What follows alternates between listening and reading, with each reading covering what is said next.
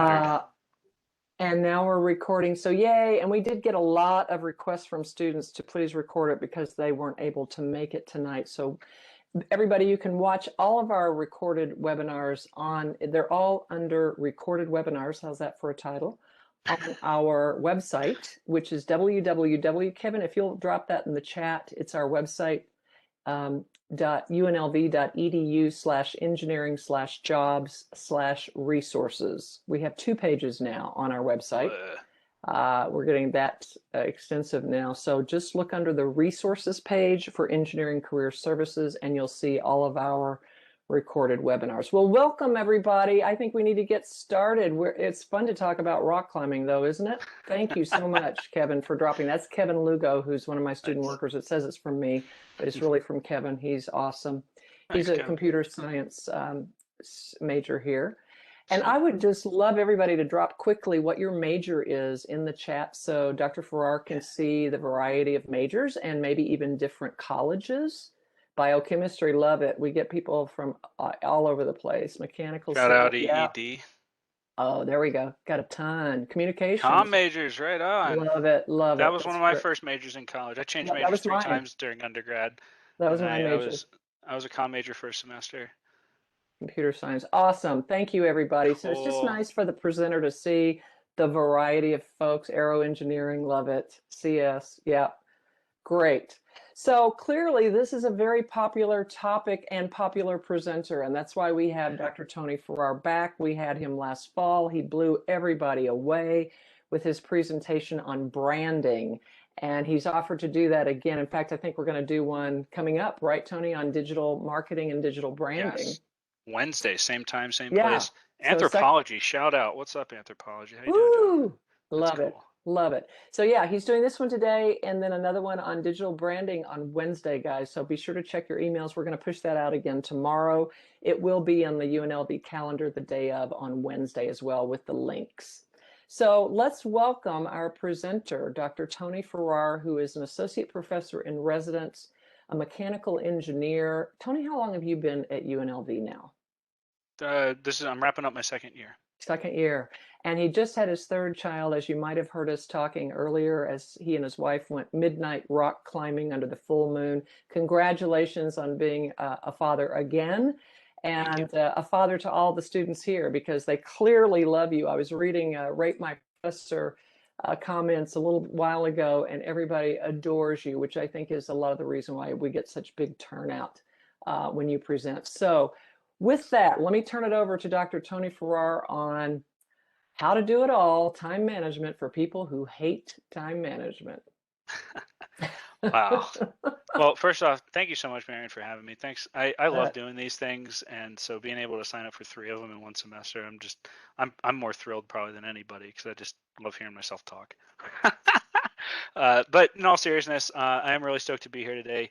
This is one of my favorite topics because it's one that touches really close to my own personal home, and I'll tell you some stories about that as we move on.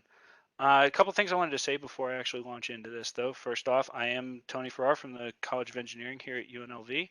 Student success is my specialty. That's what actually brought me to town.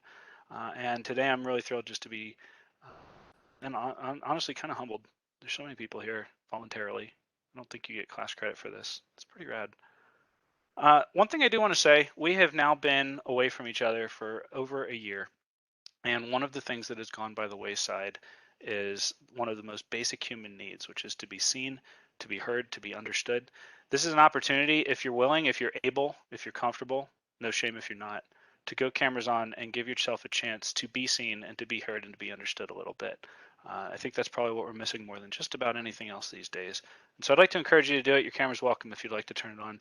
If you wouldn't, that's also okay, but kudos if you can, because, well, it gives you a chance to get some of your needs met and also help us build community and be closer to each other. So thanks everyone for being here. This is a workshop. I'll talk a lot, I'm sure, but there is definitely some components of this where I'm hoping will be interactive. So it's not just me spouting off for the next hour. Can't help but note the irony of me starting my time management talk 8 minutes after I promised I would. But that was intentional. Okay, so let's do this thing. I am absolutely sick and tired of this being what college looks like. And that's actually my number one motive in my career. Short term, I want to, of course, teach students how to do the things that they're supposed to learn in my engineering classes. But long term, what I'm really here and hoping to do is help people get connected with the dream life that they came here pursuing. And while we're at it, if we could find out how to do that in a way that the process along the way didn't totally make us miserable, well, that'd be nice too, because I think that the journey is more important than the destination. The destination's fleeting. The journey is what happens day in and day out every day of your life. I think there's two myths that lead us to feel this way quite frequently. The first is that all professors are expert teachers and career coaches. This isn't actually true. No shade being thrown to my colleagues, because it's not the intent. However, you may not know that the career path for the typical faculty is 99% about research and the discipline that they went to grad school for. And it's not until we start teaching that we suddenly realize the need to learn. And that was kind of what happened to me. I got tossed in way in over my head. Had a pretty hard time when I first got started, and was fortunate enough to be invited to participate in a number of seminars and workshops and things like that to kind of help me figure out how to do this in a way that was effective. Because what typically happens when we don't know how to do something is we do it the way we saw it done, right? We copy those that we look up to. And so a typical faculty member, at least when they're early on in their career, is going to teach the way they were taught because that's how they saw it done. And so I copied my professors early on, and it wasn't until later that I figured out how to move on.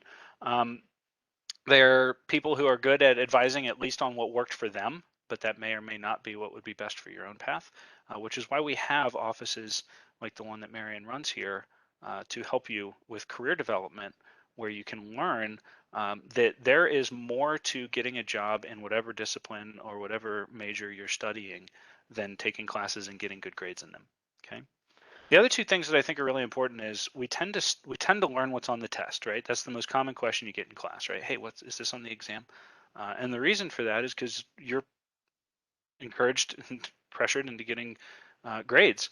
The downside to that is that it can put a spotlight on topics that are what either the professor going through the class thinks is important, or what is easiest to test. It's quite difficult to test critical thinking skills. It's quite easy to test if you can plug and chug a formula. And so we tend to get myopic and kind of focused in on some of the wrong things. And it's nobody's fault so much, because most of your faculty care very much. In fact, I've never been in a school where I've been around people who cared as much as the ones here. That being said, there's a whole system that we're all forced to navigate that sometimes motivates us to do to invest our time elsewhere, right? So these are just some things that affect the world you live in, right? The second one is a myth that being a good student looks like being a busy student. If you're not losing sleep, you're probably not trying hard enough. You're not reaching your full potential. And I just personally resent that, mainly because I fell for it for so long. The truth is, your faculty aren't really collaborating on your load. We don't know when your exams and your other classes are. We don't actually sit down once a week and have a faculty meeting where we're like, okay, you're having quizzes this week, well, I'll do mine next week. And the project, that's not what we do. Every one of us sits down and we design our classes with our deadlines and our time schedule pretty much in a silo. And you're left to deal with it. And this is actually what got me so motivated to learn how to do time management. I'll tell you more in a minute, but the shorter version of it is, if you go look at typical time management books, what they teach is things that professionals can do, such as negotiating with your boss. Hey, I've got 6 things that you've asked me to do. I'm going to need a list on these in a priority order, because there's no way I can make 17 projects by Friday, right? So which one do we do first, and where do we go from there? Because essentially you're going to renegotiate some due dates. That doesn't happen in college, right? When's the last time you asked if we could push an exam and somebody said yes? Unless you're in my class. So I kind of came up with this weird goal, and it's going to sound kind of strange, but I want to add a year to your life. I want to add a year to everybody's life that I meet. I've already added several years to my own life, and I'm only 36 years old at the moment. I'm not talking about medically, right? I don't know if I have the capability to actually extend the number of days you spend on the planet. But what I can do is show you how to free up a year of your life that would have otherwise been spent working or wasted on a bunch of unintentional fluff. Next thing you know, you've seen How I Met Your Mother for the 17th time, but you have not really lived your full dream, right?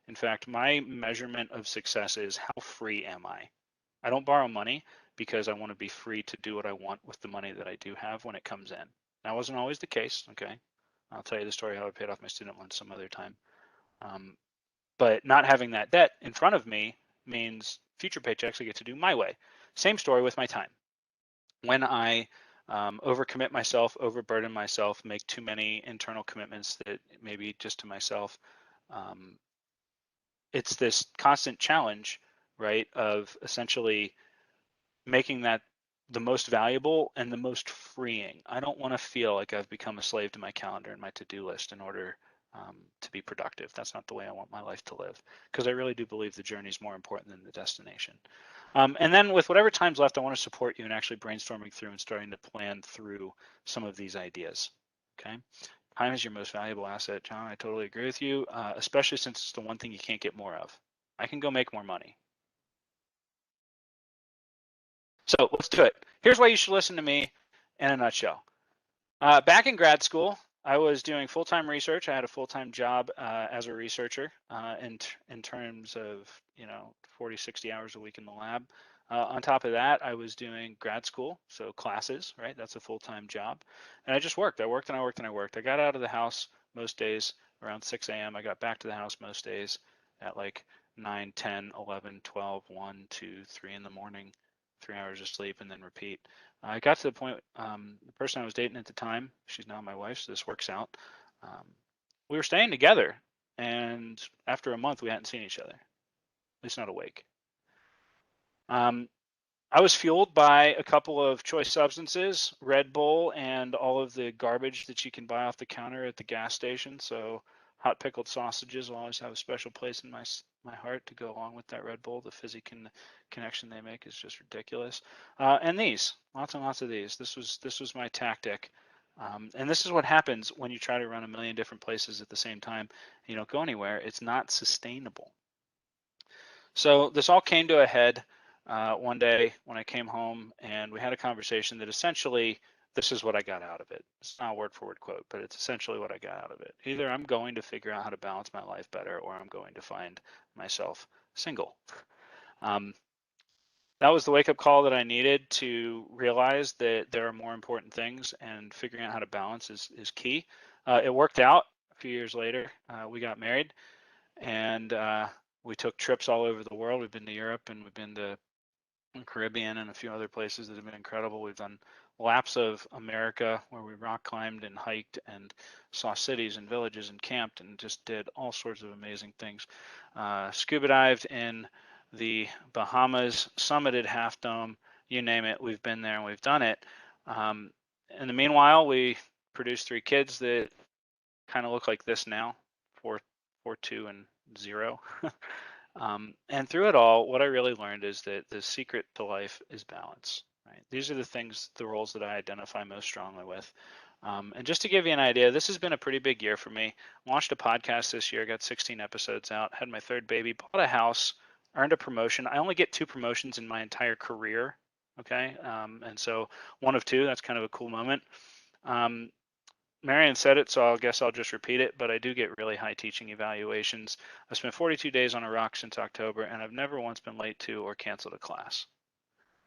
Meanwhile, I have lots of fun being present for my family and doing all of these things, and it all comes down to this idea that I really think that the way you spend your time tells you what you truly value, right? And when you're stressed, the reason you're stressed is because what you're currently doing doesn't reflect your values, right? It's not bad to be busy. It's actually impossible to be any more or less busy than anybody else. I don't know if you ever thought about this. You're doing one thing. You may have a longer or shorter to-do list than the people around you, but we're only all ever doing one thing. And when you say busy, what you really mean is the next thing on the list. How badly do you want to do it versus how badly do you not want to do it, but feel like you have to, right? I value the freedom to choose. And so that's what I want to talk about today is figuring out how to set yourself up to not be a grinder, but instead be free to choose what you want to spend your life doing and then actually go out and do it.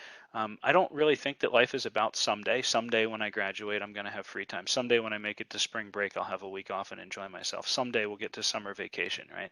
Yeah, someday, someday, someday. I think life's about today, not someday. So that's why I think you should listen to me. So I want to talk about 3 core values. Each one of them is going to lead to a couple action items. Then we'll wrap up by actually trying to take action on as many of those as possible. Sound good? I want to make sure that you're hearing me right. I'm not that far out of college, I guess a little bit now, 36. So, graduated undergrad in 2008, graduated PhD in 15, and basically did full-time school for about 12 years. And in that time, things haven't changed much. And since then, things haven't changed either. You're all very busy. You've got jobs, you've got families, you've got social lives. You still have to do school. You've got student organizations so you can round out your resume, and you're studying for the MCAT and a million other things all at once. You got to deal with one more round of revisions on your dissertation that your professor just handed you with a bunch of red ink all over it. Like, I get it. We got a lot going on. And unfortunately, when that happens, we tend to run straight to all of the least sustainable throw a band-aid on this problem type solutions, such as pulling all-nighters, skipping a class to do homework. When's the last time you did that? Skip a class to do your homework for that class. Oh, the irony. Yeah, thanks. Shout out David and Shani for being so honest. And also working until it's done. We're going to talk more about that one in a minute. That's kind of the worst thing to do. Okay, so check it out. Core value number 1, we're going to do 3 of these. The first is this: I can do anything. I truly believe that, but I can't do everything. And so I do have to be selective, right? What I want to talk about for just a minute is how we decide what gets done, because I think one of the things you need to acknowledge right away is that just because it's currently sitting on your to-do list doesn't mean you should actually do it. And I want to give you some freedom to start crossing crap off that you haven't actually done. Okay. In a typical week, my to-do list grows to over 100 action items, and most of them get deleted next week and never done, just so you know. I really have this belief that many of the things that are on your to-do list don't belong there in the first place. We tend to say yes when we shouldn't. We try to do everything that looks like a good opportunity. There's a lot of pressure, especially on students and young professionals, to say yes, to sign up, to be the one that people can count on and go to be the president of this club and the secretary of another and 17 other things while you're in the first chair seat in marching band, and it just goes on and on and on. I think a lot of times we like to say yes to obligations because we don't want to say no to people, right? You ever get that puppy dog look from somebody when they ask you for something? And the problem is when you misuse your time by working on something that someone else asks you to do that doesn't actually line up with your values, when you do that, you will experience stress, but you won't experience it until later. I'd like to give you a really cool example, of something that a student taught me. Early on in my career, I was, of course, super excited to have lots of students come to my office and do lots and lots of office hours. And so I didn't establish office hours. I just said, show up. If you knock on my door and I'm in there, I'm going to say yes. And they did a lot. So much so that I found myself working late and going home after business hours were officially over by a long shot. And my kid, sometimes I wouldn't see him at all. Sometimes I'd be there just in time for like a quick dinner in bed. And I was talking with a student, and what they said was, the reason for that is that when you misuse your time, you don't feel the pain until later. I knock on the door, you feel the pain of saying no to a student who's asking for help right now. What you don't realize is that by saying yes to that student, you said no to your kid. Who do you really want to say no to today? And so the student, who has a lot more insight than I do, said you should hang a picture of your kids inside your window on your office door, which I have. And every time somebody knocks, you can decide who you want to say yes to. Establish appropriate boundaries. And that's the problem, right? When we misspend our time, we usually don't feel the pain until later. Have you ever, give me a dot in the chat, if you have ever spent all day doing a homework assignment worth 1% of your grade, only to run out of time to study for the exam tomorrow in a different class that's worth 10, 15, 20% of your grade, right? There's a misalignment happening there in case you didn't notice, right? All day on a homework assignment versus 33 minutes at 9 o'clock at night when you're exhausted trying to study for the exam. It's not quite how it works, right? So what I'd like to invite you to do and give you permission, in case you haven't given yourself permission yet, is say no to good things so that you can say yes to great things and leave the rest alone, right? Because we only get to do a certain number. And so pick the ones that are most valuable rather than saying yes to every good opportunity. What we need to do is be selective. I know you're trying to build resumes, things like that right now, right? It's probably good to have some leadership or some, problem solving in a real world environment on your resume. That's awesome, but do it for one thing, not 4. You don't need to be the president of 5 student organizations. Lead your group project in your homework assignment and put that on your resume instead, you know? So I've got a theory that if something on your to-do list doesn't move you forward in one of your big areas of your life, you're making a mistake and you're wasting your time. You shouldn't do it.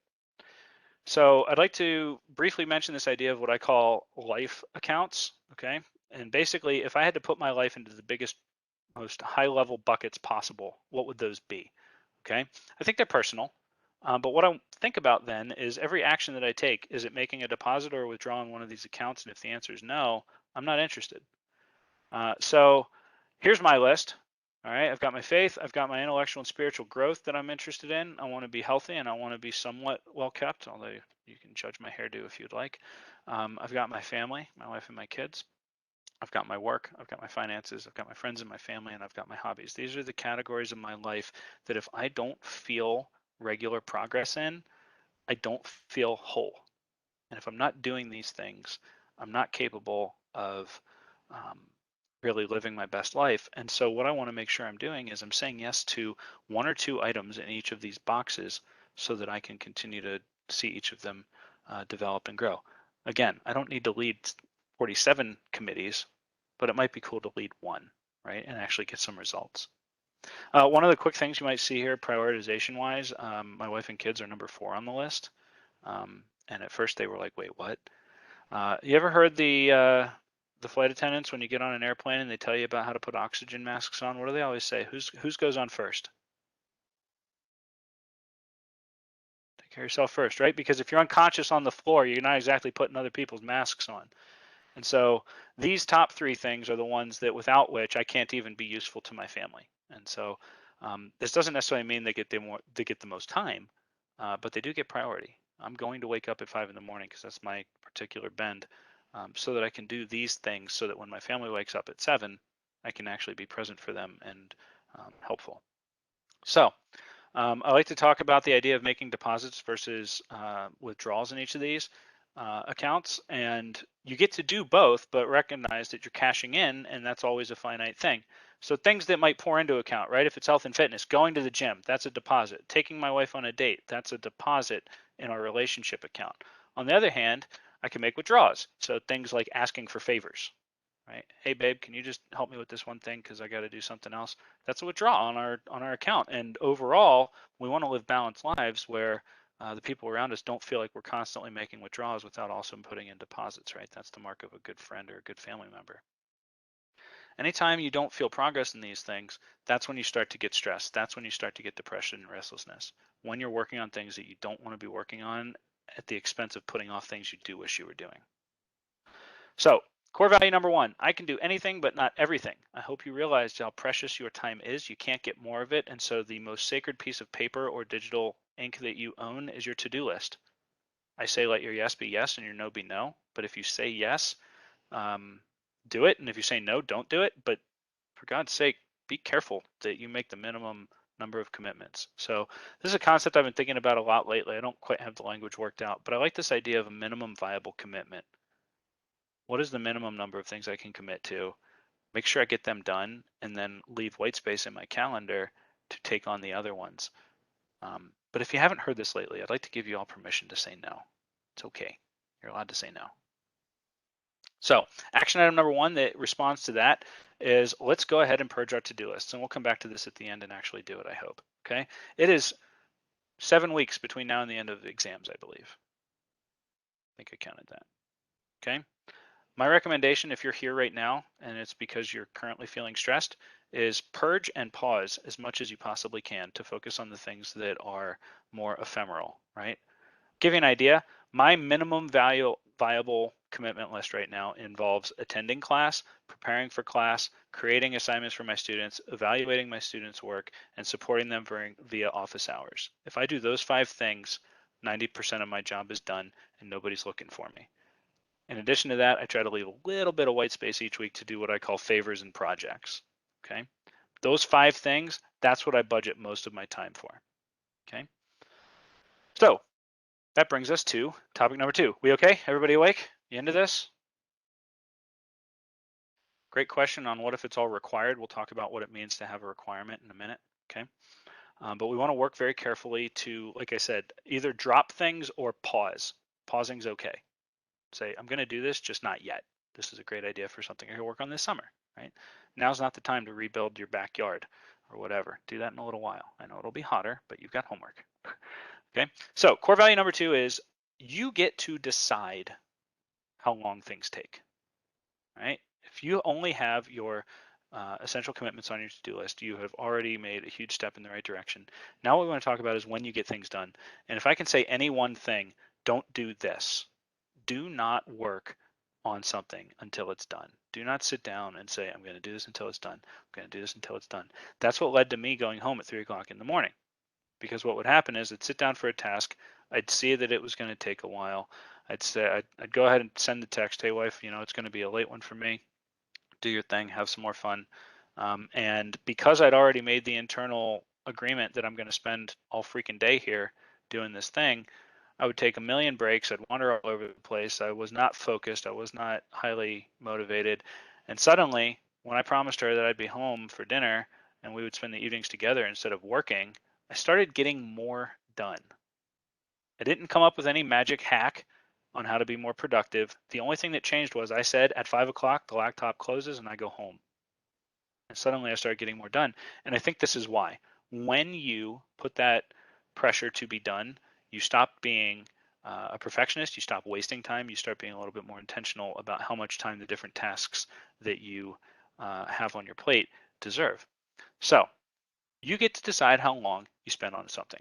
And in my opinion, you work on it until you've hit that amount of time and then you stop, and that's what you deliver. Okay. How do you decide? Well, I believe that the words good enough are the most important words you can possibly say right now. Good enough means good enough. It doesn't mean not quite good enough, right? So if it's actually good enough, then you're done. That's it, right? I actually tell my students this all the time. In a typical class on a typical grading scale, I think the ideal grade to get is a 93%. And the reason that I believe that a 93% is the best grade you can get in a class is if you get 100, you don't know if you actually got 150. You don't know how much extra work you did. You get a 93, you get the A, but you know you didn't do extra work by accident, and you didn't do less than that brings you out of that grade. Same can be said for whatever grade level you're hoping for. It doesn't matter. The point here is a perfect score isn't perfect. It's so far above and beyond what was asked that you don't get any feedback on that. I've got a great story about this. 12 homework problems. I wanted to impress the professor one time. I turned in a binder with 42 pieces of paper that represented 2 all-nighters. And a week later, I got that thing back, and the only word written on it was completeness, 100%. At the time, I was kind of crushed. I was like, "Are you freaking kidding me? Like, I just gave you like 48 hours of my life overnight, Red Bull and cigarettes and all you have to say for this is complete." That's when something started to snap, where I realized, oh wait, there's more to this, right? So I like to do what's called a zero-based time budget, where I actually budget time for the things that matter to me. I don't know if you're aware of this, but we all have the same number of hours in a week, 168. You might try and fly and change time zones to buy yourself a couple more or less, but you gotta come back, and so it's never gonna last forever. So here's how it works: 168. That's what you get if you multiply 24 by 7, at least on this continent. I take away 3 hours for my spiritual growth. I take away 3.5 for my intellectual growth. So that's like time spent going to church, time spent reading. I do like a half-hour reading every morning. That's the 3.5. 47.5 hours on my health and appearance right now. What that breaks down to is sleeping and eating breakfast and getting ready in the morning, and a few hours of general exercise. Spend 40 hours to make a full-time job out of being a parent and a husband. Spend 50 hours working between UNLV and my little side hustle there. I go climbing for about 16 hours a week, and I still have 4 hours left for my friend and white space that looks like 4 more hours of free time every week. You can do a lot if you don't let things run over. I've chosen to sweep a lot of my free time into my favorite hobby, but if you wanted this to just look like 20 hours of free time, that's a ridiculous amount of free time in case you haven't counted. 20 hours is a long time. So here's how this works. Budget for the free time that you want. And if you need more time for a specific thing, you just budget for that too, okay? So here's what I do. I use a calendar. Okay, I sat down, and the first thing I do is I make that little spreadsheet where I give the blocks of my life the time they deserve. And then from there, I start scheduling time blocks for the things that matter, right? So I start with sleep, my little morning routine. Then I add all the fixed meetings, like these things that you see here. These are places I have to be at a certain time. Um, and then from there, I start putting in blocks of time for the different major items in my time budget to make sure that I protect it. I have a meeting, even if it's with myself, I have a meeting, I have to go. I'll see you later. Like that's my attitude, right? Again, I start with the sleep in the morning routine because that's my airplane oxygen mask, right? And by the way, I end up finding myself redoing this slightly every week. It's not a big job, but a little job, but I do it. Okay. So I block out time for all the major tasks in my life. And by the way, I also schedule that based on my brain power. Everybody's got those magic times where they're most productive. Make sure your most important things are going there. So I made a little example of this for a student who has a job working 16 hours and a few other things. I did it in a spreadsheet, but in real life I use a calendar because what I do is I set it all up as repeating events and I just adjust it week to week. So like once a semester, I have to sit down and rework this legitimately. Is it sad that I'm most productive at 2 a.m.? Sad? No. Interesting? Yeah. So here's some of my time that I've blocked out for myself. You'll see these are my waking hours. I get, 6 hours of sleep a night, and that's enough for my body apparently. So that's what I do. Next thing you do is you add all your fixed points. So these are like maybe the class sessions you have to go to. This is for somebody taking 15 or 16 credits, I forget. Next, you work in your study time. The math that we're doing, by the way, is 2 to 3 hours per credit per week outside of class. That's what we think you're doing. So if you're taking 15 credits, that means you've got somewhere between a 30 and 45-hour job doing your homework. That's why we call it full-time student. So I've blocked that out. This person also has a job where they work 16 hours a week. That's the average. That's why I use that number. The average student has a job for 16 hours. So there's their work blocks. And what I want you to notice is there's still about 6 hours of white space a day for this person. That's doing 35 hours of homework, 45 hours of homework a week, working a 16-hour job, and going to all their classes. Now, I know some of that's spent in the car, or it used to be, making your food and doing those kinds of things. But I'd really love to know what it is that everybody does with their 6 hours that they don't know that they touched, It's kind of interesting. So what I do in real life is I put it all in a block like this. So here's a typical block. On bigger, more important things, for example, my actual job, I break it down into smaller chunks. So like I have time set aside for each of my classes, and I have time set aside for each of those classes. For me, it's lecture prep and grading. For you, it might be, reading and reviewing and prepping versus doing homework problems or whatever your thing is, right? Again, know yourself and schedule your blocks according to your energy. I'm most productive when I first sit down in the morning and it just tanks quickly. First time Discord goes ding and the student asks me a question, I might as well go home for the day. I'm done. And so I make it my mission to do my most important task of the day before 9 a.m. If you can't get it done by then, it's not going to get done. What happens when something comes up or when something runs over? The answer is you move it. And what this is doing is this is the picture of my kid inside the door. Okay, this is I just took an hour and a half to do something that I said I'd do in an hour. I'm going to deal with the pain of putting something else off right now in this moment before I move forward, or I'm going to stop working on this thing and walk away from it. Those are the two options you have, right?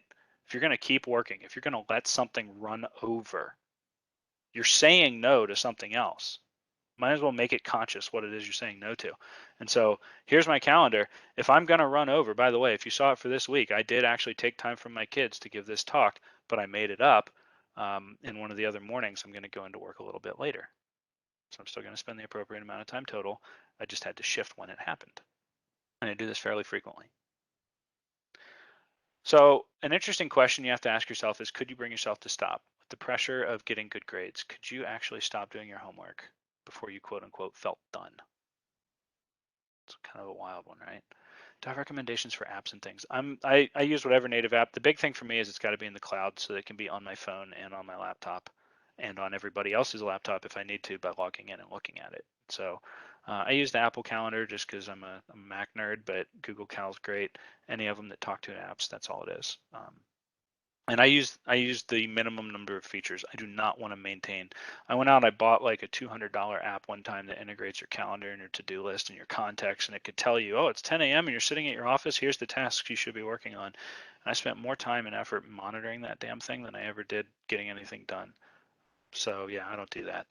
I literally just use whatever calendar app and a to-do list, but we'll get to that in part 3.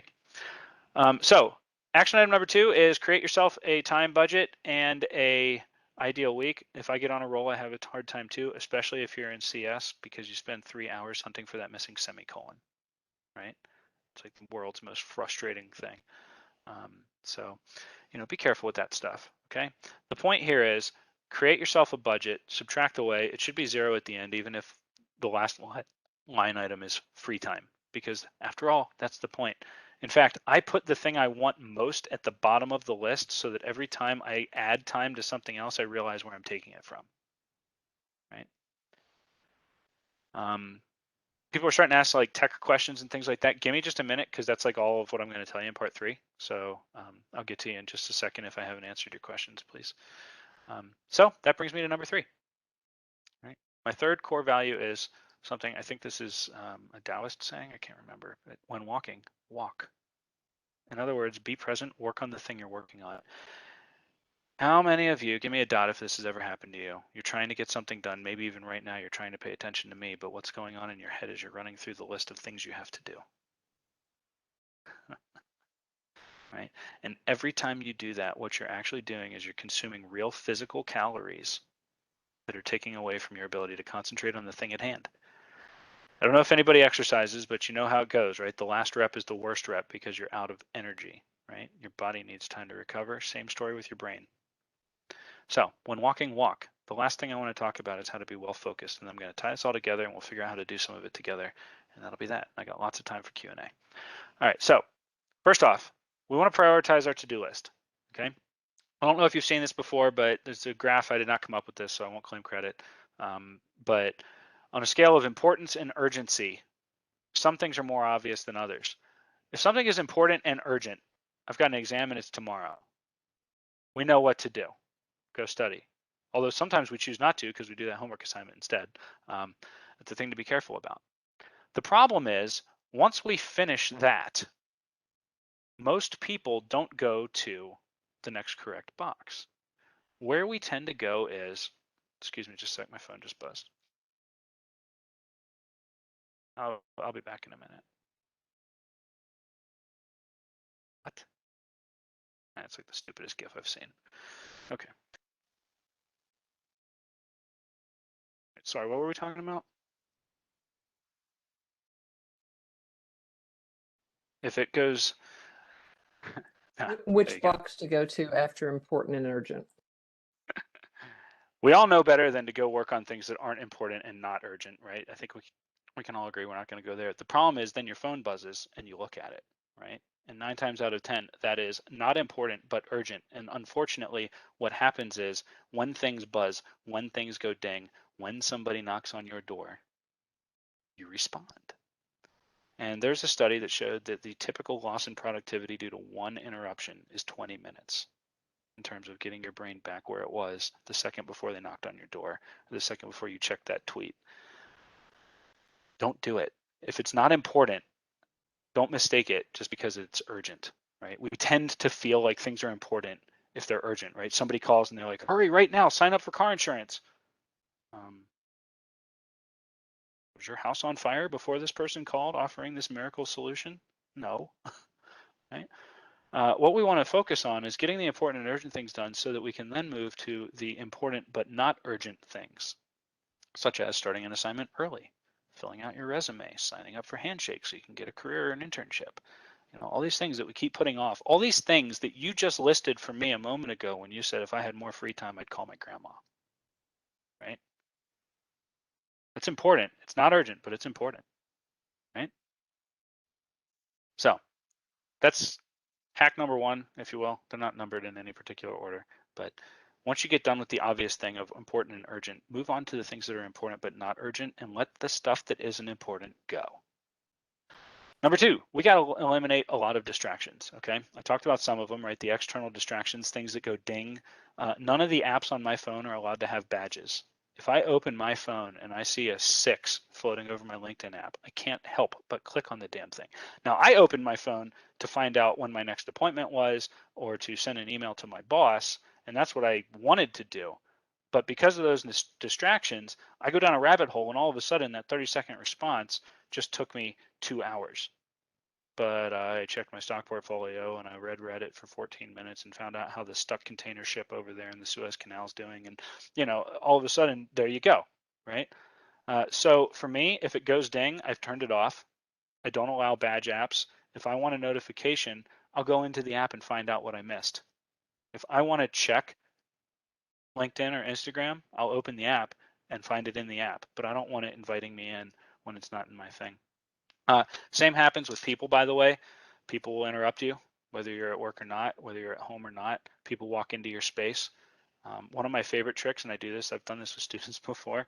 If I'm trying and I've sent all the subtle clues, right? We're talking for a little while, all of a sudden I'll lean back and kind of fold my arms and I'll nod along, but I won't have as much to say.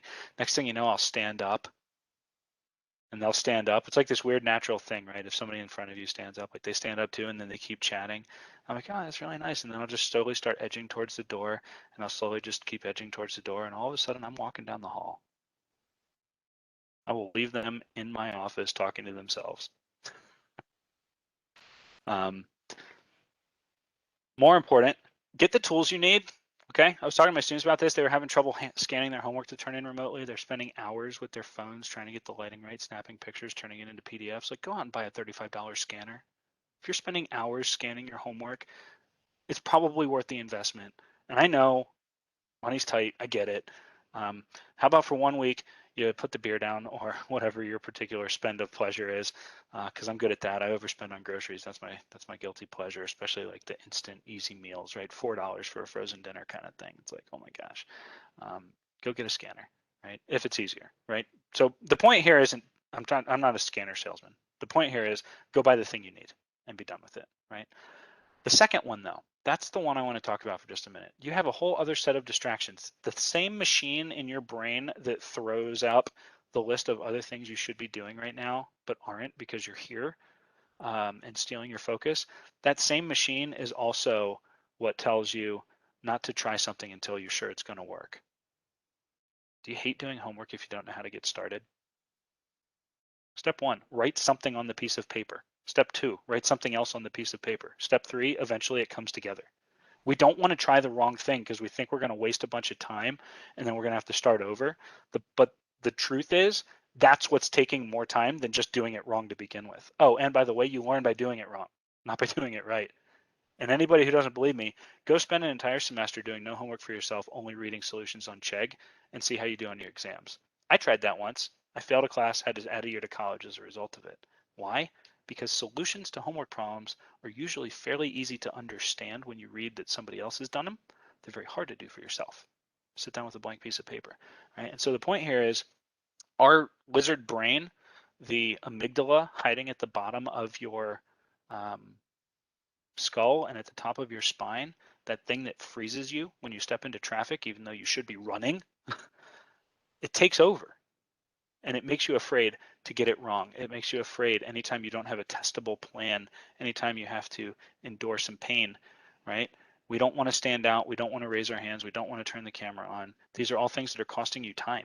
When you don't ask questions in class, you add hours to your experience of homework. Did you know that? So, more things about productivity in no random order. Pomodoro technique is something that I believe in very strongly.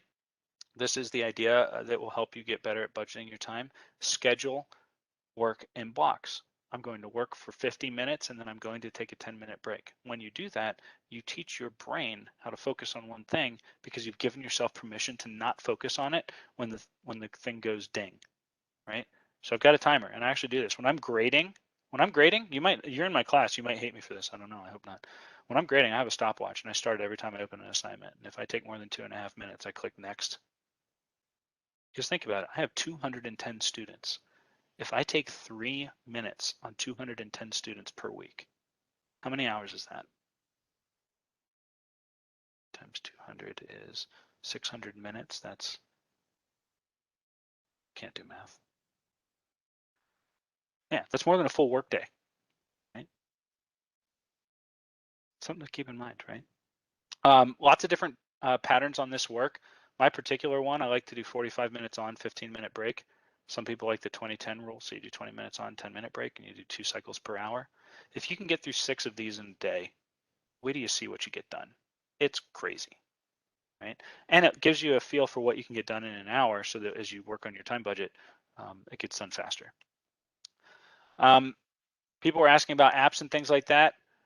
My belief is that your brain is not made to store information. There's lots of science out there that shows this. Remembering things, that's why you're running over your to-do list in your head right now. Your brain is good at processing it. I can tell you 16 things, you can find a pattern in between them. That's processing. Storing it, you know, recalling details, right? Everybody here that's in one of my classes, I taught you a new equation today. What was it? Don't look at your notes. Exactly, right? Maybe you'll show me up, I don't know. But the point is, tell me the one that I taught you last Tuesday. Or I guess Wednesday or Monday, since we don't have class on Tuesdays, but you get the point. So what do I do? Well, I have an inbox and I have a to-do list. It's a single document. I use Evernote, but any note system works. The key here for me is that it needs to be in the cloud so that it's on everywhere that you happen to go. Okay, stop trying to store this stuff in your head. Instead, what I do is at the top of my note, I have a list of my goals. This is the part that stays continuous. I usually set my goals once or twice a year, so this is like high-level stuff. Under that, I have what I call my inbox. Anytime something comes across my plate that I want to think about, or somebody asks me for a favor, or any other idea that I have, I type it in my inbox because now I know that I've captured it and I can return to it when I want to, rather than dealing with it now. Hey, what is the last thing I learned in fluids class? I don't know. Well, write that down and I'll check into it later. I have a habit of capturing everything because I think that the ideal number of times to have an idea is 1. Next under there, I have dates. I have a list of like the 6 important things I can't forget, like this random Monday where I've got to show up and do a time management seminar. And then under that, I have my to-do list, and I separate that by the major accounts in my life. So I've got a to-do list for each of my classes, for each of my hobbies, things like that.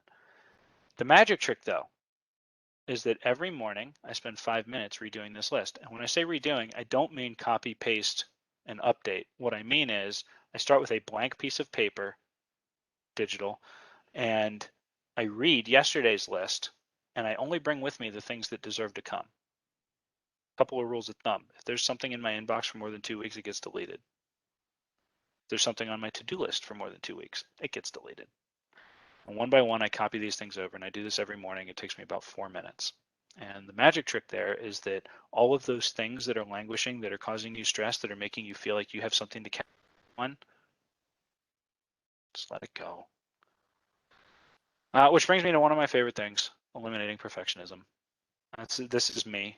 I am a perfectionist. Everything has to be perfect. Everything has to be exact. It has to be neat. It has to be commentated. It has to be annotated. It has to be, you know, straight lines. Good rule. If you're getting a ruler out when you draw figures for your homework, you're trying too hard. If you're editing email, you're doing it wrong. It's email. If it needs editing, have a conversation instead. Don't write that down. Okay. By the way, I also don't try to respond to every email, right? I delete many. I actually have a saved search in my Gmail. Anything older than 3 days gets marked as read and moved to archive. Oh boy. Attacked. No, I hope you feel loved right now. That's why I'm sending this to you. The problem that we run into is the more perfectionist we allow into our brain, the harder it is to get started on things. Because when we stand there looking up at the Mount Everest that we have turned our homework into, we can't even imagine it. And so what do? We run away and we do something else. We go check our email. We watch one more episode. We see who just liked our picture on Instagram. We avoid. Well, of course you're going to avoid. This thing looks like a real pain in the you-know-what. Instead, constantly think about good enough, good enough, good enough. What's good enough? This is a homework assignment. What's good enough? And then be done with it. So that brings up action item number 3. Make your time budget, make your ideal week, and then go ahead and do the following. Prioritize important but not urgent. This is a CS trope. Eliminate distractions, work on the Pomodoro thing. I have a daily inbox and a to-do note that I update daily. Game changer. Don't let things languish on there. If you don't intentionally put it on your list again today, it's because it doesn't deserve it. Let it go. And constantly tell yourself, do work that's good enough and then be done. So that brings us through the 3 core values. And now with the time that we have left, I have like 2 slides left to show you, and we can chit chat for as long as you'd like to about the details here. Okay. So first off, this is what a week in my life looks like. On Monday morning or Friday afternoon, I will make my time budget for next week because things change. Students turned a bunch in, I'm going to prioritize grading this week. Students didn't turn a bunch of stuff in, I'm going to prioritize creating assignments this week. Meetings, that kind of stuff, random events like the one I'm in right now, all of that gets updated once a week, Monday morning, Friday afternoon. Every morning, I copy yesterday's to-do to a new note, and I do it item by item. I love that because I start every morning by retyping my goals. I am going to accomplish blank this year. And that acts as the filter to decide whether or not something is important enough to make it on my list. And then, because I've blocked out those times, I literally just look at my calendar and do what it says next. If my calendar says you've got an hour to do grading for your fluids class, I flip over to my to-do list and I see what the list of things I need to do related to grading in my fluids class are, and I go do them. That's my world. And it's pretty simple. And at the end of the day, what's fun about this is I don't let tasks run over, and as a result, I get to go and enjoy all the free time that I protected. So here's the whole presentation in one slide. 3 core values, 3 to-do items. I'll make sure that this gets PDF'd and distributed somehow. We'll figure that out. I'll bring that back when we have our conversation. I wanted to tell you about 2 last things in case you got to run off. And thank you so much for hanging out for so long. This has been fun. The first is, this does work, okay? This is what my world looks like right now, okay? I work 50 hours a week. I still spend 40 time with my family, 20 more hours climbing and hanging out with my friends. And I do get enough sleep and take care of my health. I eat healthy and I take careful. Well, that's a good question. I'll come back to that one, okay? The thing that I want you to be asking yourself constantly is, what would you do if you had more free time? And why aren't you doing that now instead? Because this is it. This is our lives. I want you to love every minute of it, not just the ones that you see are coming in the future. So thank you very much for being here. Like I said, I'm going to flip back to the slide so we can talk and have some Q&A here. If you need to get in touch with me, this is the way to do it. Do a screenshot real quick, snap a picture, whatever you want. I hope to hear from you. I hope you ask me all kinds of hard questions. I hope we can hang out and get to know each other and be connected and support each other and do fun things there. 2 other things you want to know about. Number 1, March 31, that's 2 days, same slide as what we're in right now. I'm doing another one of these. It's all about how to network professionally and become a rock star, how to get jobs. Teaser on that. I have had 3 jobs since graduating with my PhD, and I had 3 more jobs before I got my PhD, and not a single one of them was advertised as an opening. Every single job I've ever held in my entire professional career was created for me after I reached out to a place I wanted to work at. And that's what I want to teach you how to do. Because the second you jump in and start competing on Ford.com for their 17 openings, you're battling 10,000 people. Instead, why don't you just let them make a job that's custom designed for you? The other one, and this is the new one, I haven't talked on this before, so it'll probably be a little bit more raw, which is perfect given the title. This is all about feeling good enough. I want to talk about beating imposter syndrome. I want to talk about beating perfectionism, and I want to do that so that you can live your best life. To pile on, I'm hoping that you're able to reach out if this is a thing you're interested in. I'm working to launch or rejuvenate a engineering entrepreneurship student organization. My mission is to show y'all another path to success. So if this is a thing you're interested in, no, it's not just for engineers. We need brains of all types. What we're going to do is give you opportunity to find and discover interesting projects and start working on them, and then raise money to actually launch ventures before you graduate. And part of this is going to look like a challenge that once a semester, our team, our whole club is going to launch something. This thing that we came up with is for sale, and we should have a lot of fun doing it. So that's the end of my talk. Thank you so much for hanging out with me. I'm going to back up to this one because I think it's probably the best. first question, and so yeah, thank you there. If you got to run, I understand, but I'm going to hang out. I'm happy to do Q&A. I'd love to support as people try to do a little bit of this right now even. Otherwise, we'll make sure that some of this gets PDF'd and sent out for you. But cheers, folks. Really, I'm honored. I'm flattered that you chose to spend this time with me. So thank you so much. Dr. Ferrar, thank you. That was amazing. Well done. Bravo. This is when I wish I had the crowd cheering noise. You know, I need to get little tapes, Thanks. you know, to do stuff No, like that. thanks. Have some sound effects. Yeah, that's great. I would love to throw it open to the students that are still with us and let them, I'm going to ask you guys to unmute, take a chance. Instead of dropping everything in the chat, I really encourage people to engage voice to voice. So just unmute your mic and throw it out. When will this be available as a recorded webinar? That's a Kevin Lugo question, who's our technical director. I'm going to say a couple of days. It may be just 24 hours. It just has to do its thing, and then we set it up on the website that I dropped into the chat earlier. So that's our website. But yeah, please ask some questions, folks. Yeah, I see some hand clapping going on. That's great. Yeah, very That's kind. great. Thank you. I actually wanted to bring up a question that Marion sent in the chat, Dr. Farrar. She asked, how long did it take for you to get disciplined in this? Because this is something that I've been trying to do for about 2 semesters now, and it's still constantly adjusting. Yeah, I think part of it's that, okay, it is being willing to accept that this is a practice. And so it's something you continually grow at. And the only measurement that really matters at the end of the day is, did you try something on purpose, and did you look back on it and decide whether that worked or not, right?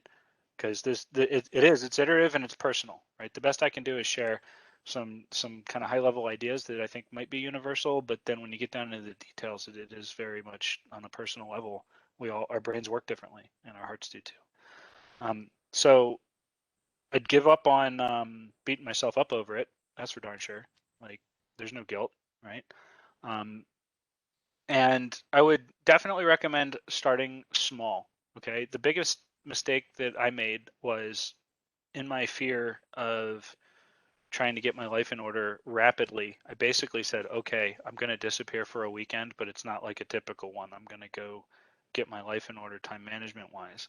And I read a book and I went through it and I followed their instructions step by step.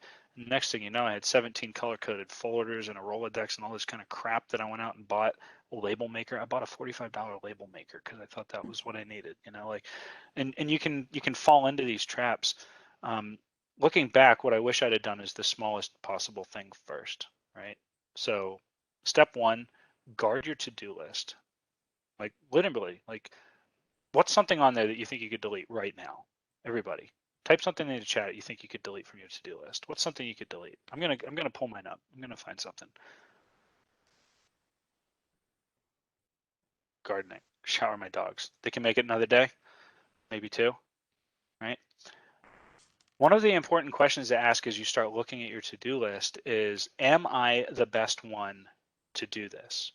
Can $10 in a neighbor kit wash my dogs so that I can do my homework? Because I'm investing a life savings in my homework, and unless washing my dog is the thing that brings me joy, maybe I should outsource that, right? Doing this 380 lab, feel your pain there. One of the things that's important to be careful of is understanding what the expectations are. I told you the story about my 42-page homework assignment. One of the things you want to be really careful with is understand what the expectations are, and then you're never going to hear professors say this other than me. Do the minimum, right? What grade do you want based on the rubric they gave you? Do that, right? And if that seems like a moving target, the response isn't, well, damn it, I'm going to turn in twice as many pages, because clearly if I have a high enough page count, they're gonna respect me. I'd throw it right back at the instructor and say, I don't have clear expectations. I'm trying, but I feel like I'm shooting at a moving target. Can you please help me understand what I need to do? Because playing the guessing game wastes your time. And by the way, this is the whole thing about giving advice on starting early, right? The other big thing that I tell people is, say you blocked out 3 hours to do your homework. If you're not halfway done at an hour and a half in, halfway through the time block, you need to put your pencil down and go to office hours, right? The number of times I've worked with a student who had a question that took me 30 seconds to get them straightened out on that would have taken them 4 hours to get themselves straightened out on. Like, take advantage of the fact that you're not just paying to be able to sit in our classes, right? You paid for the access, demand it, ask for help, get it when you need it, because you want to, you're not going to impress any professor here by knowing what you're talking about, right? Because that would just be a total waste of money. If you show up for a class that you already know everything in, what's the point, right? You will impress me at least by admitting when you don't. I have no idea what you just said. Could you please rephrase that? Could you please repeat that? Because I guarantee if you're wondering it, 17 other people are too. And so a big thing for me is making sure that, like with that time block thing in particular, that was one that I struggled with a long time when running over. And it constantly came back to the 3 questions of priority, level of quality desired, and my current ability. I can make slideshows like this really quick. This is like an hour for me. Okay, it wasn't always. I've been practicing a long time, right? Other things that still take me an incredibly long time and are things like writing new exam questions. I'll write 12 to get one good one, you know? And so what I have to ask myself when I sit down to write an exam is, what is the desired level of quality and how high of a priority is it that I achieve that, right? Because the answer isn't the same for all of them, right? I could do perfect on everything. I could have a beautiful garden out back right now, and instead I've managed to kill cactus in their natural environment. I have dead cactus in my backyard right now. I'm surprised my kids are alive because, you know, but the point here is like know your strengths and then know where you're not strong but want to be. And instead of focusing on how do I get this done faster, ask what about your process is it that's taking that time and can I perfect my process, right? I'm a very methodical type thinker. That's just the way my brain works. I can't handle feeling my way through things. And so any student in any of my classes could probably list the 4 steps for solving a problem because it's the same in all my classes. Draw the diagram, write the governing equations. I've got these steps. And the reason for that is they tell me what to do next. They tell me why I'm stuck. Engineering specific thing, by the way, this is just a random one I'll toss out there. Most engineering students don't know whether they're having trouble with math or engineering.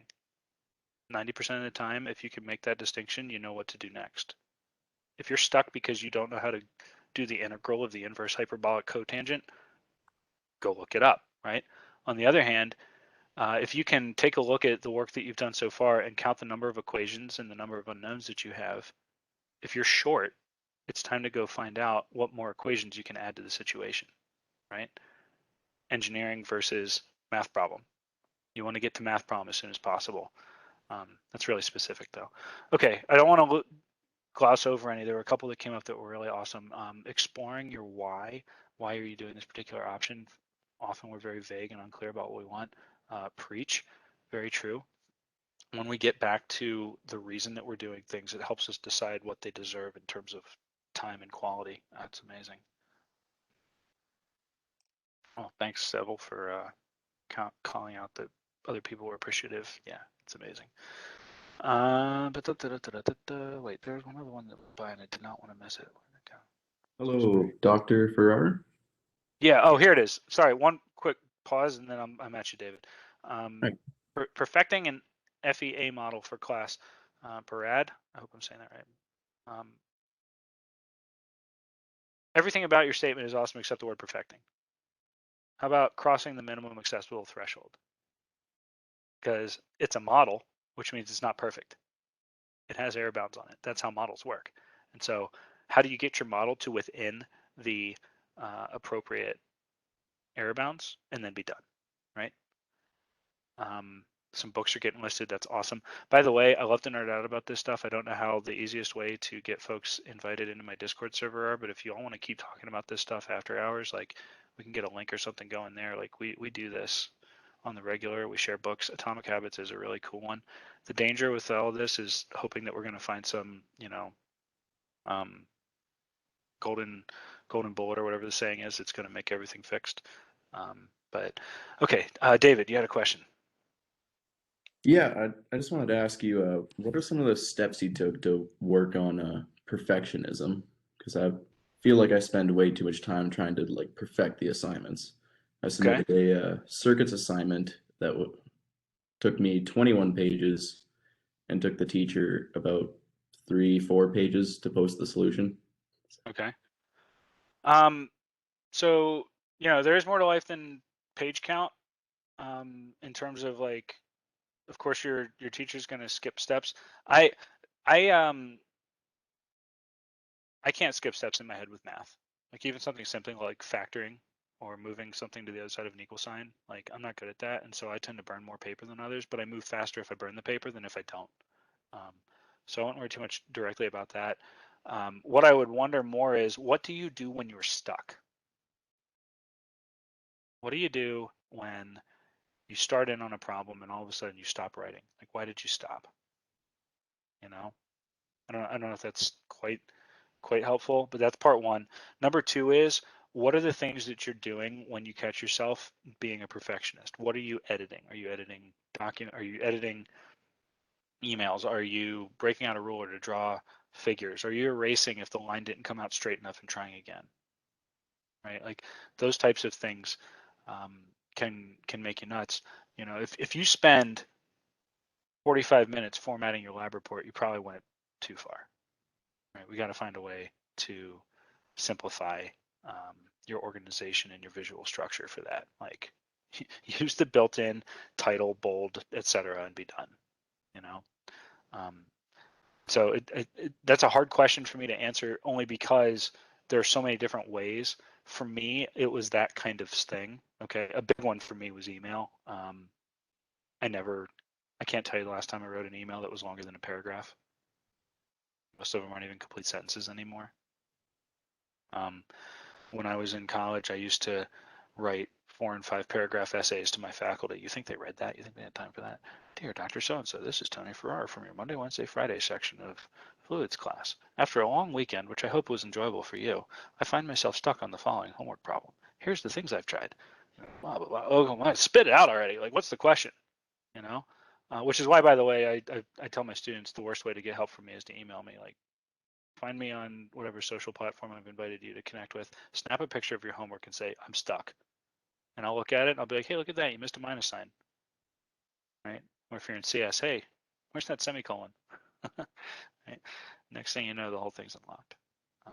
So for me, that's a big part of it, is definitely giving yourself permission to ask for help, and then asking yourself, what perfectionism happens when you start taking action that isn't really adding value, right?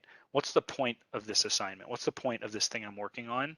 And is it at a level of quality that has achieved that, right? If the point is deliver a stunningly beautiful presentation, fine.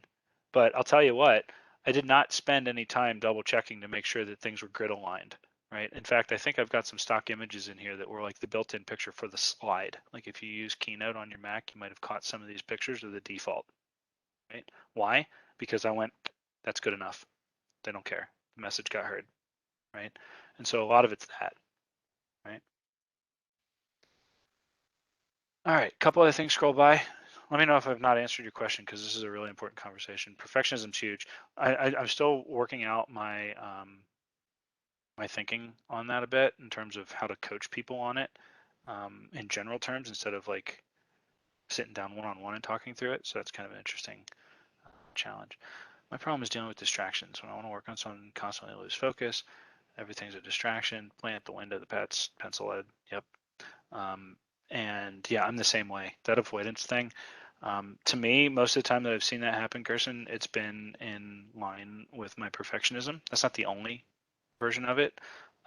So since I already talked about perfectionism, another thing to consider is just, can you identify why you're avoiding? Like, are you asked to do something that you don't find valuable? Are you asked to do something and you're not sure why it's valuable? Are you trying to accomplish something that you don't want to be doing, right? I don't want to be in this class and I'm miserable, and I'd rather be playing a game or going rock climbing or doing whatever it is. Or I'm stuck not knowing how to do something. If that's the thing, then you don't have to waste another minute. Dear Prof, I'm stuck. Give help. Right? And Like I said, the way to impress me the least is to show up and say, I spent 4 hours on this and I have no idea how to get started. Right? Now, if you don't have the ability to get help right away, that's cool. What you want to do is start trying to help yourself. So one of the things that I've noticed lately is that the students, so I've been asking my students lately, like, when you sit down to do your homework, what do you do? And the students that seem to be at the tops of my classes almost unanimously wrote back, I skim my notes from class, I define any terms that I don't understand, skim through the chapter in the book. I don't necessarily read it and take detailed notes, but I skim through the chapter in the book and I make sure to read all the bullet points in the chapter summary. Then I sit down to work problems. I know that's really engineering specific, maybe, or STEM specific, but the point is they start at a conceptual level and then move on to a doing, right? First I want to understand, then I want to do. And I can't speak to whether this is saving them time or not, but I can see that the people that do this tend to be more comfortable with the topics that they're learning about. And so I've got a sneaking suspicion, and I'm starting to collect the data on it to find out. I've got a sneaking suspicion that people are wow,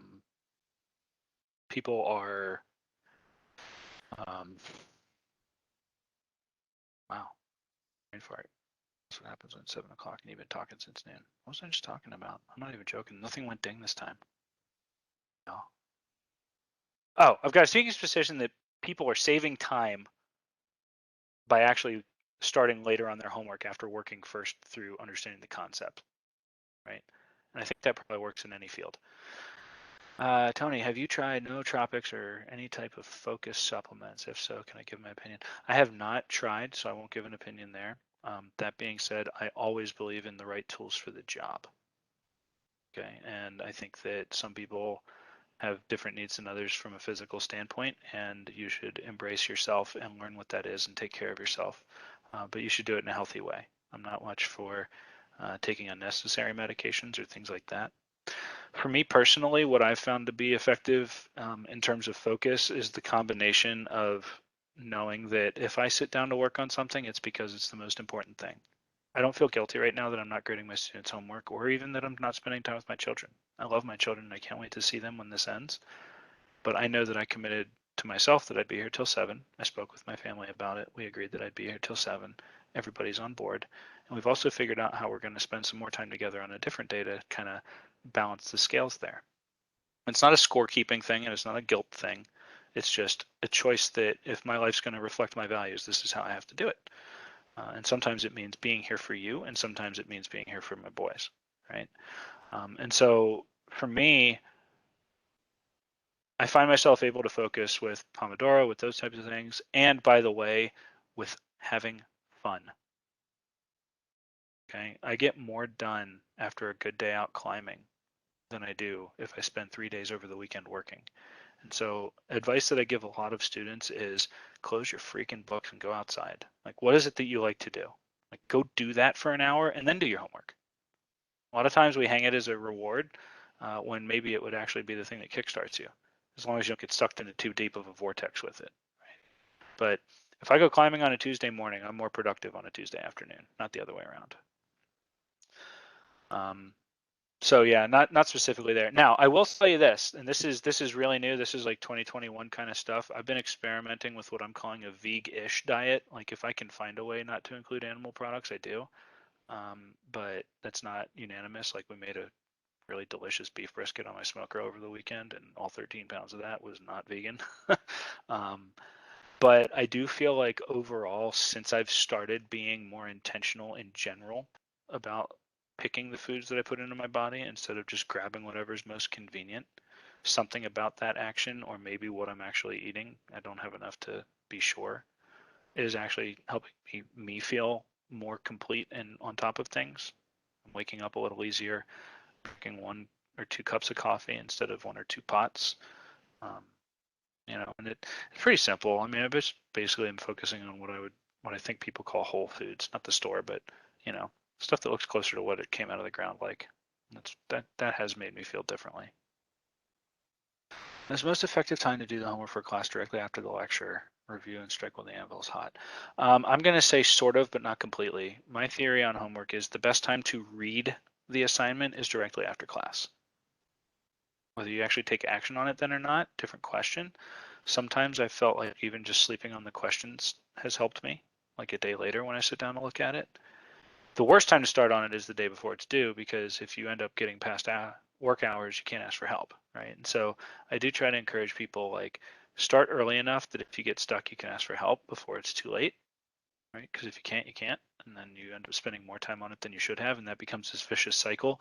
Oh, I couldn't get started on my statics homework because I was too busy doing my calculus homework, and I put that off, and now I'm stuck, and this kind of thing.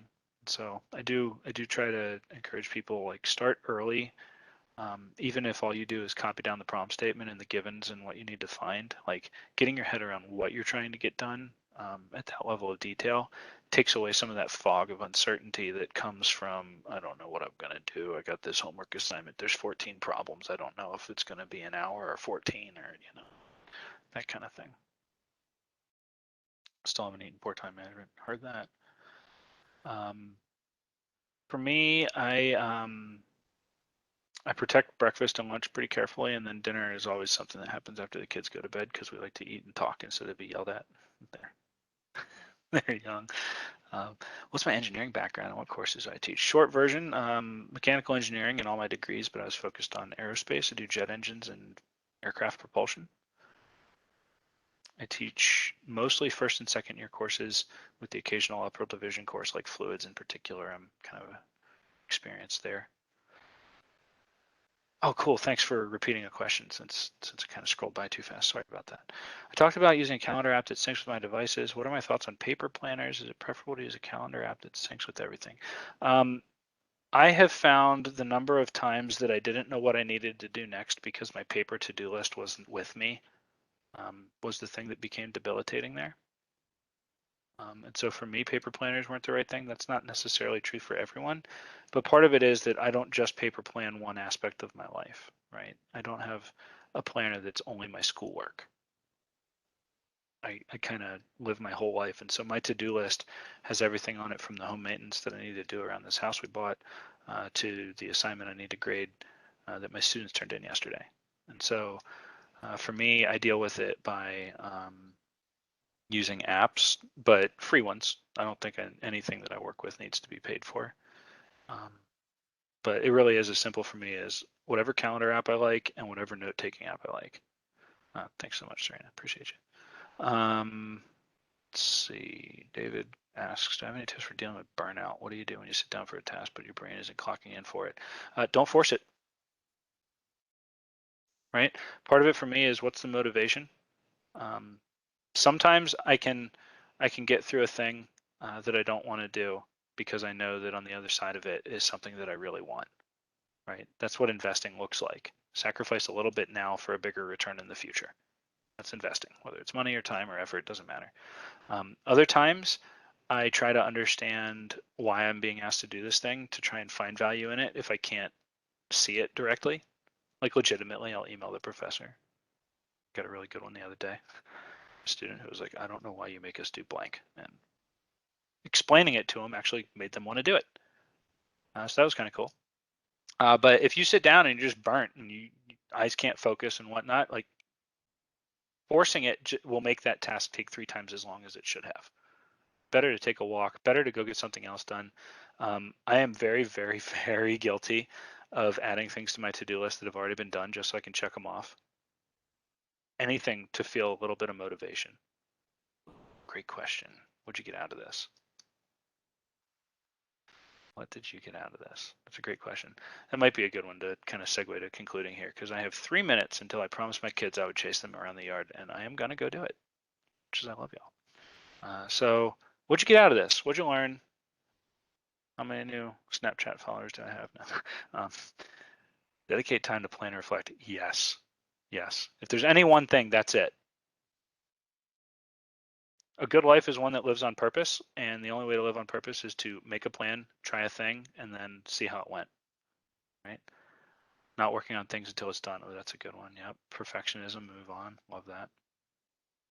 Be kind to yourself. I don't think enough people hear that message. Be kind to yourself.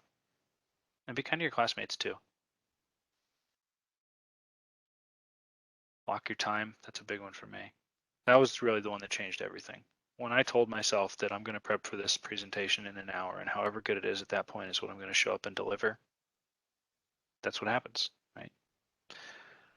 It's okay to say no and not feel guilty about it. You're darn right, especially if you focus on saying no to the task and not the person. So some things you can think about there is, that's a really cool thing. I can't do that for you right now.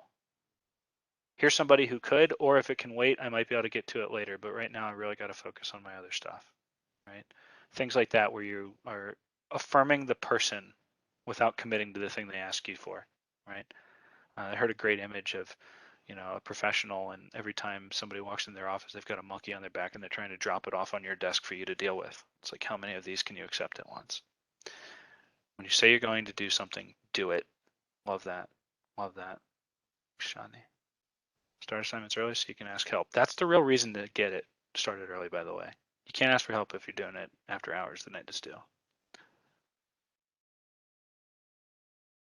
The balance, yep. When you're saying yes to something, you're saying no to something else. Thanks, Allison. That's a huge one. And by the way, life is in seasons. It's okay to say no to certain things for the next 7 weeks and then say yes to them over the summer, right? Like, this might not be the right time to start a new 2-hour-a-day workout regimen. That might not be the right time for that. Can you take a smaller step right now that makes you feel some progress, and then maybe shift that priority to the summertime where you give it more time? That's an interesting one. Yeah, great. I really do spend probably more time than most people defining what it means to be done before I get started so that I don't overwork. Yeah, a quote unquote bad short workout has definitely been a no workout. Set a stupid small goal. I want to do this one thing, and then just work on that one thing 3 days a week. I will be back here on Wednesday to talk about networking online. Discord is a great place to reach out and ask me questions. I'm going to go back to where's that slide? This is last night. I was so proud of that picture. Where am I? There. All of these are great ways to reach me. My favorites are the ones up the top. And I would love to talk more about this and support you. So please hit me up, okay? In case nobody's told you this lately, the fact that you're here means you're trying to do something that's incredibly hard. Most people don't go to college. Most people don't graduate from college. And most people don't do it during a freaking pandemic where you're essentially homeschooled and solo for 90% of the effort. So if nobody's said it in a while, I just want to say congratulations, because you're doing a really freaking hard thing. You should be proud of it. You should be proud of yourself. And I'm thrilled for this opportunity to have supported you. I'm so grateful for it. I hope you'll stay in touch with me. I'm going to go chase my kids around now. Love you all very much. Hope to see you on Wednesday. And if you have questions in the meanwhile, reach out. All of these are great places to do it. Peace, everybody. Tony, thank you so much. Students, thank you so much for participating tonight. It was time away from other things that you could have been doing. We really appreciate it. We can't hold these webinars without your participation and your attendance, so we really appreciate it. See you Wednesday night. Have a great one, everybody. Cheers, y'all.